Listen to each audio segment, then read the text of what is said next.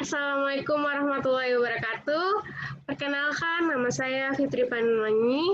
Saya dari Universitas Mercubuana. Di sini saya akan menyampaikan dan menjelaskan faktor-faktor yang mempengaruhi pengenaan pajak pada perusahaan manufaktur di Bursa Efek Indonesia yang di tahun 2014 sampai 2013. Nah, di sini ada latar belakangnya. Pajak adalah kontribusi wajib pajak kepada negara yang terutang oleh orang pribadi atau badan yang bersifat memaksa berdasarkan undang-undang, dengan tidak mendapatkan imbalan secara langsung dan digunakan untuk keperluan negara bagi sebesar-besarnya kemakmuran rakyat, dan merupakan salah satu pendapatan negara. Ketika dalam praktik kehidupan nyata, perusahaan cenderung berupaya untuk meminimalkan segala biaya usaha perusahaan, termasuk seperti beban pajak, dengan berbagai cara. Nah, bagi perusahaan dengan adanya beban pajak, maka akan mengurangi bagian laba yang seharusnya dibagikan kepada pihak manajemen dan pemilik modal perusahaan. Nah, usaha pengurangannya itu bisa dilakukan dengan penghematan pajak, dapat dilakukan dengan cara misalkan seperti penggelapan pajak atau tax evasion dan penghindaran pajak atau tax avoidance. Nah, di sini ada fenomena yang terjadi. Pada tahun 2019, Direktur Penyuluhan Pelayanan Humas DJB Hestu Yoga Saksama menyampaikan dugaan tax avoidance yang muncul berdasarkan laporan Global Witness. Itu jadi salah satu masukan untuk memastikan wajib pajak atau WP badan mematuhi ketentuan yang berlaku. Nah, yang kedua itu ada Global Financial Integrity atau GFI yang mencatat dana aliran saham atau hedging yang dihasilkan penghindaran pajak dan aktivitas ilegal di Indonesia. Nominal yang dikirim ke luar negeri itu mencapai 6 triliun US dollar, sehingga satu dekade terakhir hanya dalam kurun waktu tahun 2003 sampai 2012. Nah, pada tahun 2011, PT ASEAN Agri Group atau AAG yang melakukan penghindaran pajak dan penggelapan pajak melalui transfer pricing.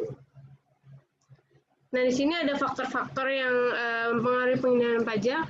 Yang pertama itu ada ukuran perusahaan. Yang kedua itu ada return on asset. Yang ketiga ada leverage. Yang keempat itu intensitas modal. Yang kelima itu ada sales growth. Yang keenam itu komisaris independen. Nah, di sini ada rumusan masalah. Di sini kita yang pertama itu kita harus mengetahui apakah pengaruh ukuran perusahaan berpengaruh terhadap penghindaran pajak. Yang kedua itu apakah return on asset itu berpengaruh juga terhadap penghindaran pajak. Yang ketiga itu apakah leverage berpengaruh terhadap penghindaran pajak. Yang keempat itu apakah intensitas modal itu berpengaruh terhadap penghindaran pajak. Yang kelima ada apakah sales growth berpengaruh terhadap penghindaran pajak. Yang keenam itu apakah posisi komisaris independen berpengaruh terhadap penghindaran pajak. Nah, di sini tujuannya untuk tujuan penelitian ini itu untuk mengetahui apakah ukuran perusahaan, return on asset, leverage, intensitas modal, sales growth, dan komposisi komisaris independen itu berpengaruh terhadap penghindaran pajak. Nah, di sini ada kajian pustaka, kerangka pemikiran, dan hipotesis. Nah, di sini ada landasan teori. Yang pertama itu penghindaran pajak atau tax avoidance. Penghindaran pajak adalah pemotongan atau pengurangan kewajiban pajak perusahaan.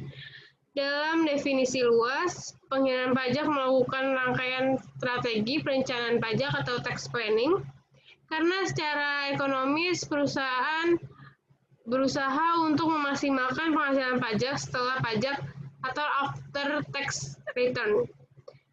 Ini dari Kristantina, Universitas Diponegoro 2015. Nah, yang kedua itu ada ukuran perusahaan. Ukuran perusahaan merupakan salah satu skala yang menggambarkan besar kecilnya suatu perusahaan yang ditunjukkan oleh total aktiva, jumlah penjualan, rata-rata total penjualan, dan rata-rata total aktiva. Pada umumnya, perusahaan dibagi menjadi 3 kategori, yaitu perusahaan besar, perusahaan sedang, perusahaan kecil. Nah, selanjutnya ada return on asset atau ROA. Return on asset atau ROA adalah suatu indikator yang mencerminkan performa keuangan perusahaan. Semakin tingginya nilai ROA yang mampu diraih oleh perusahaan, maka performa keuangan perusahaan tersebut dapat dikategorikan baik. Nah, ini menurut Maharani dan Suandana tahun 2014. Nah, di sini yang keempat ada leverage, merupakan rasio untuk mengukur seberapa jauh perusahaan menggunakan utang untuk membiayai investasi. Leverage juga diukur untuk menggunakan rasio debt to equity ratio atau DER. DER merupakan perbandingan antara total hutang dengan total ekuitas perusahaan sebagai sumber pendanaan. Yang kelima itu ada intensitas modal. Intensitas modal itu mencerminkan beberapa besar modal yang dibutuhkan perusahaan untuk menghasilkan pendapatan yang diperoleh oleh penurunan aktivitas tetap atau peningkatan aktivitas tetap. Nah, intensitas modal didefinisikan sebagai rasio aktiva tetap seperti peralatan, mesin, dan berbagai properti terhadap total aktiva. Nah, yang keenam itu ada sales growth. Tingkat pertumbuhan perusahaan dapat diukur dengan berbagai macam indikator, misalkan pertumbuhan penjualan, aset, harga saham.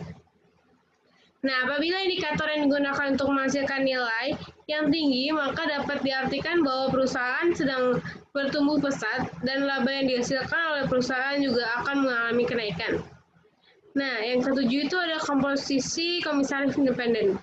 Nah, yang di sini itu presentasi perbandingan antara komisaris independen dengan jumlah anggota Dewan Komisaris lainnya yang memang peranan dalam pengawasan manajemen perusahaan. Nah, selanjutnya di sini ada beberapa penelitian terdahulu.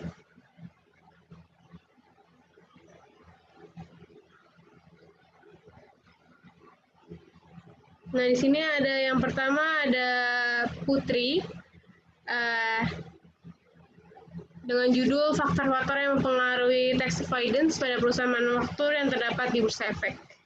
Variabel dependennya itu tax avoidance, variabel independennya itu corporate social responsibility, fiscal loss, compensation, terus selanjutnya ada profitabilitas, selanjutnya ada leverage, terus institutional ownership, dan franchise.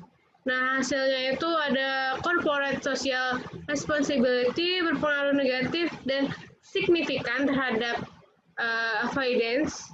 Hal ini mengindikasikan bahwa semakin besar corporate social responsibility, perusahaan akan menyebabkan semakin kecil upaya tax avoidance yang dilakukan perusahaan. Yang kedua itu ada Yuliana dan Kusumastuti di tahun 2019 yang judulnya itu tax avoidance pada perusahaan manufaktur sektor industri barang dan konsumsi subsektor makanan dan minuman yang terdaftar di Bursa Efek Indonesia. Nah, di sini ada variabel dependen atau variabel dependennya itu tax avoidance. Variabel independennya itu profit level, debt level, dan institutional ownership. Nah, hasilnya itu yang pertama itu ada tingkat keuntungan berpengaruh positif terhadap penghindaran pajak perusahaan. Yang kedua itu tingkat utang tidak berpengaruh terhadap penghindaran pajak perusahaan. Yang ketiga itu ada kepemilikan institusional yang berpengaruh negatif terhadap penghindaran pajak. Nah, selanjutnya itu ada Puspita dan Febrianti di tahun 2019. Di sini mereka menjelaskan tentang faktor-faktor yang mempengaruhi penghindaran pajak pada perusahaan manufaktur di Bursa Efek Indonesia. Nah, variabel dependennya itu penghindaran pajak, variabel independennya itu ukuran perusahaan, return on asset, dan leverage. Nah, di sini ada ukuran perusahaan, return on asset. Nah, hasilnya itu ada ukuran perusahaan, return on asset, dan sales growth. Berpengaruh terhadap pengeluaran pajak perusahaan, sedangkan leverage dan intensitas modal komposisi komisaris independen tidak berpengaruh terhadap pengeluaran pajak. Nah, yang keempat itu ada Agusti di tahun 2014. Di sini dia menjelaskan tentang pengaruh profitabilitas, leverage, dan corporate governance terhadap tax avoidance pada perusahaan manufaktur yang terdaftar di Bursa Efek Indonesia. Nah, di Agustin ini variabel dependennya itu profitabilitas, leverage, dan corporate government. Nah, variabel independennya itu tax avoidance. Nah, hasil yang dari penelitiannya itu, yang pertama itu profitabilitas yang diproyeksikan dengan return on asset berpengaruh signifikan negatif terhadap tax avoidance. Yang kedua itu ada leverage yang diproyeksikan dengan debt to equity ratio tidak berpengaruh signifikan positif terhadap tax avoidance. Nah, selanjutnya itu ada corporate government berpengaruh tidak signifikan negatif terhadap tax avoidance. Nah, di sini ada kerangka berpikir. Di penghinaan pajak itu ada pertama itu ada ukuran perusahaan, yang kedua ada return on asset, yang ketiga itu ada leverage, yang keempat itu ada intensitas modal, yang kelima itu ada sales growth, yang keenam itu ada komisaris independen. Di sini hipotesisnya itu yang pertama itu ada ukuran perusahaan berpengaruh positif terhadap pengenalan pajak.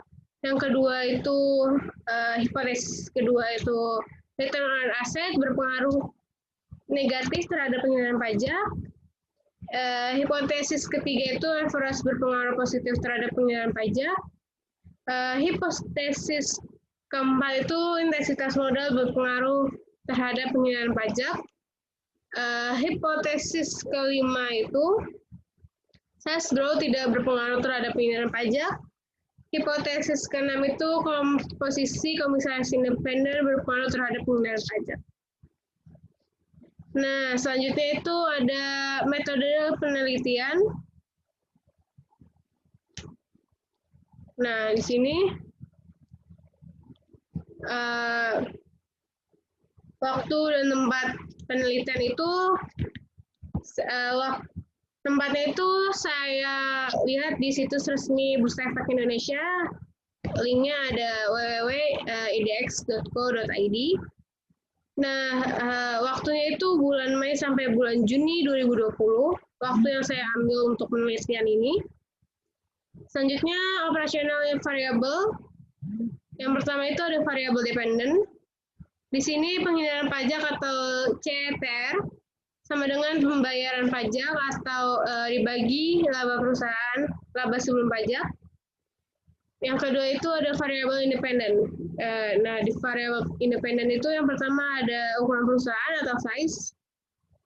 Itu LN dikali total aset.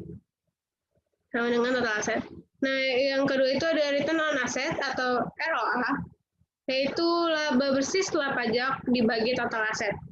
Yang ketiga itu ada leverage atau DER, itu ada total liabilities dibagi total ekuitas. Nah, yang keempat itu intensitas modal, menghitungnya dengan KAPIN, total aktiva tetap dibagi total aset. Nah, selanjutnya itu ada pertumbuhan perusahaan atau sales growth, yaitu pengukuran akhir periode, penjualan akhir periode dikurangi penjualan awal periode, dibagi dengan penjualan awal periode. Nah, selanjutnya ada komposisi komisaris independen, yaitu jumlah komisaris independen dibagi jumlah komisaris perusahaan dikali 100%. Nah, selanjutnya di sini ada Populasi dan sampel. Populasi adalah wilayah generasi yang terdiri dari atas objek atau subjek yang memiliki kuantitas dan karakteristik terhadap yang ditetapkan oleh penelitian untuk dipelajarkan dan kemudian ditarik kesimpulannya. Populasi yang digunakan dalam penelitian ini adalah perusahaan manufaktur yang terdaftar di Bursa Efek Indonesia. Nah, selanjutnya sampelnya itu yang pertama ada perusahaan manufaktur yang terdaftar di Bursa Efek Indonesia pada tahun 2014 sampai 2016. Yang kedua itu ada perusahaan dengan data yang tidak lengkap. Yang ketiga itu perusahaan yang tidak menerbitkan laporan keuangan audit setiap tanggal 31 Desember. Yang keempat itu ada perusahaan yang tidak menerbitkan laporan keuangan dalam mata uang rupiah. Yang kelima itu perusahaan dengan nilai laba negatif. Nah, di sini metode analisis uji asumsi klasik itu yang pertama ada uji normalitas. Uji normalitas itu digunakan untuk menguji apakah model regresi variabel dependen dengan variabel independen memiliki distribusi normal ataukah tidak. Di sini menurut Ghazali tahun 2016 halaman 147. Nah, uji selanjutnya itu ada uji autokorelasi. Nah, di sini itu untuk bertujuan menguji apakah suatu model regresi linear korelasi antara kesalahan penggangguan pada periode dengan kesalahan pada periode T1 sebelumnya. Jika dalam pengujian terhadap korelasi, maka dinamakan ada terjadinya problem autokorelasi. Menurut Ghazali, tahun 2006 halaman 147. Nah, selanjutnya ada uji heteroskedasitas. Nah, di sini itu bertujuan untuk apakah dalam model regresi terjadi ketidaksamaan varians dari residual satu pengamatan ke pengamatan yang lain. Menurut Ghazali 2016 halaman 109. Selanjutnya ada uji multikolinearitas, yaitu dilakukan untuk menguji ada tidaknya korelasi antara variabel bebas dalam persamaan regresi. Ghazali tahun 2016 halaman 147. Nah, sini ada uji hipotesis. Yang pertama, analisis regresi linear berganda. Analisis regresi selain mengukur kekuatan hubungan antara dua variabel atau lebih, juga menunjukkan arah hubungan antara variabel dependen dengan variabel independen. Menurut Ghazali, tahun 2013, halaman 97. Yang kedua ada uji signifikan atau uji T, atau uji parsial. Uji statistik T pada dasarnya menunjukkan seberapa jauh pengaruh satu variabel independen secara individual dalam menerangkan variabel-variabel dependen. Apabila nilai statis T hasil perhitungan lebih besar dari T tabel, membuktikan bahwa variabel independen secara individual mempengaruhi variabel dependen. Menurut Ghazali tahun 2013 halaman 99. Nah, selanjutnya itu ada uji koefisien determinasi atau R2. Nah, R2 ini bertujuan untuk mengukur seberapa jauh kemampuan model dalam menerangkan varian variabel dependen. Nilai koefisien determinasi adalah antara 0 dan 1. Nilai adjusted R kuadrat yang kecil berarti kemampuan variabel independen dalam menjelaskan variasi variabel dependen amat terbatas. Yang ketiga itu ada signifikan simulasi, uji statistik F. Nah, di sini itu pada dasarnya menunjukkan apakah semua variabel independen atau bebas yang dimasukkan dalam model mempunyai pengaruh secara bersama-sama terhadap variabel dependen atau terdekat. Menurut Ghazali tahun 2013 halaman 98. Nah, selanjutnya di sini saya akan menjelaskan tentang tabulasi yang sudah saya buat. Nah, di sini ada tentang CETR. Yang pertama itu ada ADES di tahun 2017. Pembayaran pajaknya itu sebesar 12.853. Laba sebelum pajaknya itu 51.095.000. Nah, jadi pembayaran pajak itu dibagi dengan laba sebelum pajak, hasilnya itu 0,25155103.2. Nah, di sini yang kedua ada ADES atau Akasa Wira Internasional Tbk di tahun 2018 itu sebesar 17.102 di pembayaran pajaknya, dan selanjutnya ada laba sebelum pajaknya itu 70.060.000. Nah, pembayaran pajak dibagi laba sebelum pajak dan hasilnya itu 0,244105053. Nah, selanjutnya ada ADES di tahun 2019. Pembayaran pajaknya 26.294 dibagi dengan laba sebelum pajaknya 110.179.000 rupiah, sama dengan 0,238648018. Nah, di sini seterusnya begitu. CTR itu pembayaran pajak dibagi dengan laba sebelum pajak. Nah, selanjutnya itu ada size. Yang selanjutnya itu ada ROA. Nah, di sini di ROA ada ADES. ADES di tahun 2014 itu laba bersih setelah pajak itu sebesar 38.242 dibagi dengan total aset sebesar 840.236. Jadi hasil ROA-nya itu 0,045513403. Nah, selanjutnya di tahun 2018 itu laba bersih setelah pajaknya itu 52.958 dibagi dengan total aset sebesar 881.275.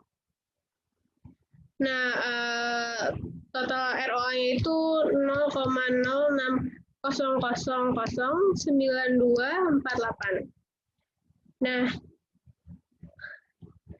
di tahun 2019 itu ada 83.885 dibagi dengan total aset sebesar 82.237.5.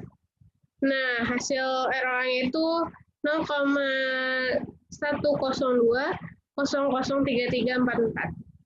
Nah, selanjutnya itu seterusnya seperti itu, laba bersih setelah pajak dibagi dengan total aset sama dengan ROA. Nah, selanjutnya itu ada DER. Nah, di sini itu ADES. Itu di tahun 2017 total liabilities dibagi dengan total ekuitas.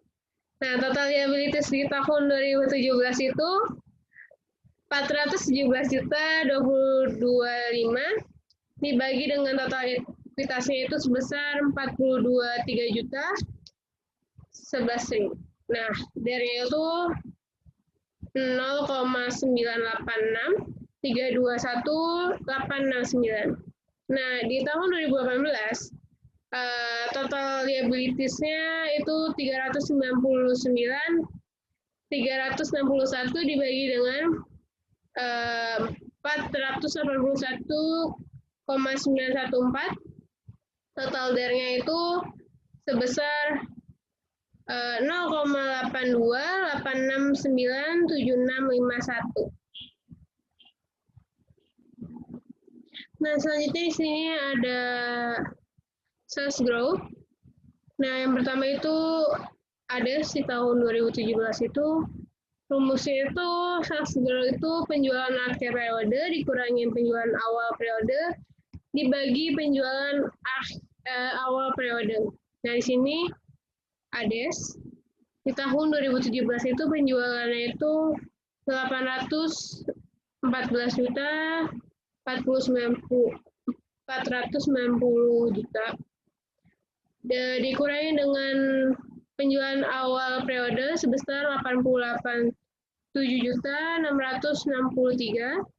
dibagi dengan penjualan awal periode.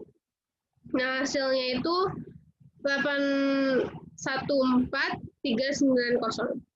Nah, di tahun 2018, penjualan akhir periode itu sebesar 804.302 dikurangi dengan penjualan awal periode sebesar 814.490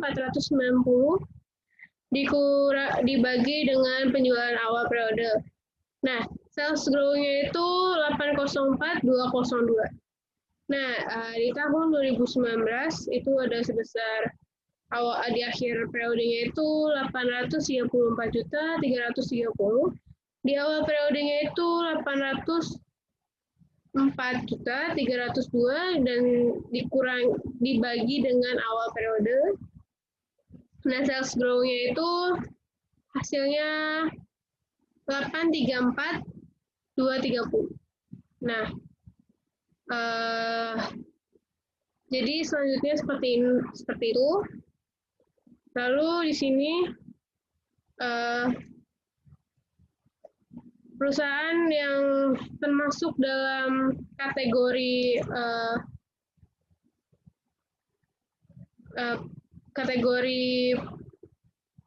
yang sudah saya kategorikan di sampel tadi itu, yang pertama itu ada Akasa Wira International Tbk, yang kedua itu ada Budistart dan Sweetener Tbk, yang kedua itu ada Campina Ice Cream Industry, selanjutnya itu ada Wilmar Cahaya Indonesia Tbk, selanjutnya ada Citos International Tbk, yang selanjutnya itu ada Sariguna Primatirta Tbk, selanjutnya ada Delta Jakarta, selanjutnya ada Darya Varia Laboratoria, selanjutnya ada Gudang Garam, selanjutnya ada HM Sampurna, yang ke-11 ada Buyung Putra Sembada Tbk, yang ke-12 itu ada Harta Dinata Abadi Tbk, yang ke-13 itu ada Indofood Tbk Sukses Makmur, yang ke-14 itu ada Indofood Sukses Makmur, yang ke-16 itu ada Kimia Farma, yang ke-16 itu ada Kino Indonesia,